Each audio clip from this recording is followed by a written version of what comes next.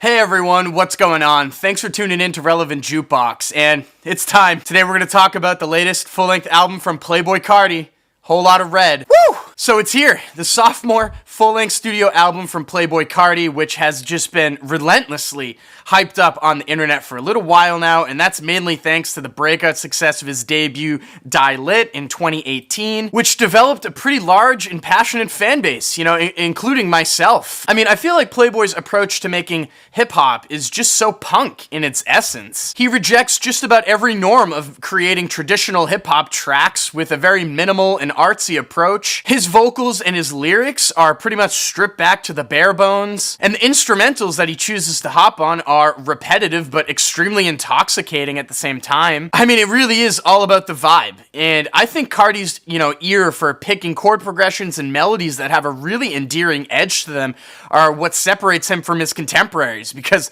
we all know Carti's got a sweet side to him. And, he just makes it a ton of fun to listen to in the process. So, I mean, here we are on Whole Lotta Red. After all the teasing, after all the hype, did he deliver? In my opinion, yeah, he did. And surprisingly, Whole Lotta Red seems to be his most emotionally versatile release yet, and also happens to feature some of his best tracks to date, in my opinion, by a mile. However, that is not without some duds along the way on this 24-song track list, like almost every Playboi release. He goes down a more aggressive path at times too, which sometimes the ideas work, a lot of the times they end up turning out the weakest tracks of the bunch. I'm talking about tracks like Jump Out of the House, No Sleep, Meh, Vamp, Anthem, and Stop Breathing, all of which are kind of just filler, honestly. I mean, out of all of these more aggressive tracks, New Tank, I thought went the hardest out of all of them with bass that sounds absolutely larger than life. Also, there are some pretty high-profile features that land on this album from Kid Cudi, Kanye West, and Future. Metamorphosis with Kid Cudi is a track that I'm just completely torn on overall. I mean, the beat is really cool, but it drags on way too long with like one too many verses from Playboi until Kid Cudi comes in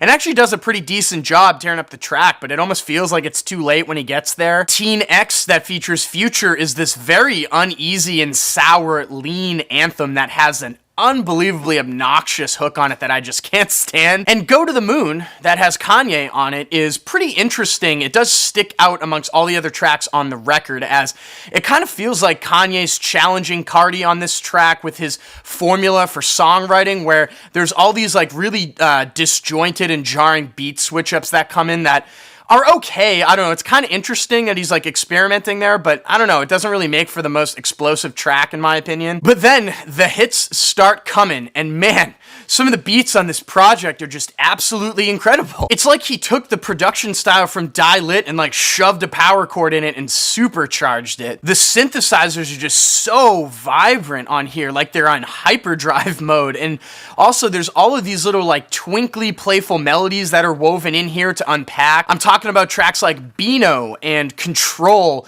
but also New Neon, which is like pretty much peak Playboi Carti in my opinion. I mean, it just has like the best feeling and groove to it. I mean, I can't get enough of those like alternating melodies that ascend around the really super thick bass hits that come in. Honestly, it's like the most fun I've had vibing to a track in a very long time, really. I mean, it just, ugh. There's also the track Slayer on here, which is another moment that I just feel like is peak Playboi Carti. I love just about everything about this track. I mean, those extremely whacked out synths with the really huge sub bass once again, and all the melodies are just incredible. And he's completely abandoned for the most part that baby voice on this record here, which, I'm okay with. If anything, this is the most present and clear sounding Carti's vocals have been on a release to date. And, sifting further through the track list, once you get to the song King Vamp, from then on out, I think it's like its most consistent. It is just one whacked out glitzy banger after another, like Place, Sky, Over,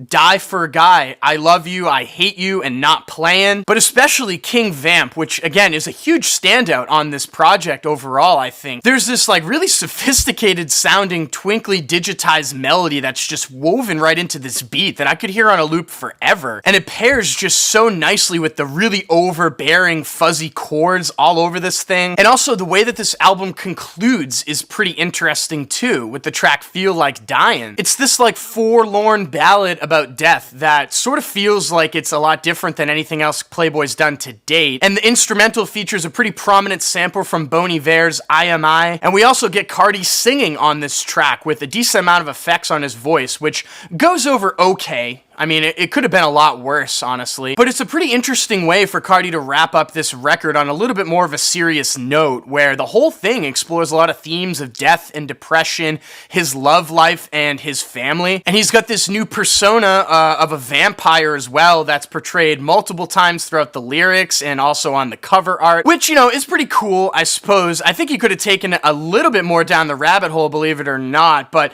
it is pretty awesome that this project does feature a theme that's consistently running throughout it. But, you know, I'm not surprised at all that this has divided his fan base. It seems like everything he does nowadays is going to do that. He definitely experiments once again with his vocals, being more present, like I was saying before, but he really pours it on at some points, especially in some of the more aggressive tracks on here. And I think he's just trying to come off like sounding like a vampire, honestly. Is a lot of the inflections have like these hissing sounds in them, like he's got fangs. And, you know, all the watery reverb like he's drinking blood. So, I mean, you know, I'm okay with him taking risks in that way, and especially since the production on here is definitely a step up. I mean, it is just unbelievable in spots. So, yeah, I'm here for it. This record slaps, in my opinion. And with that being said, I'm feeling an 8.5 on here on Whole Lotta Red. Now, I'm going to have links down to Playboi Carti's merch store in my description box. There are no vinyl releases of this just yet. Who knows? There's not really much Playboi Carti vinyl out there, so maybe we'll get something down the line with a deluxe box set. I hope so. But if you've listened to Whole Lotta Red yet, what did you think about it? Let me know in the comments section down below. And as always, guys, thank you so much for watching. Make sure to like and share, and if you want more content from me, hit that subscribe button. Peace.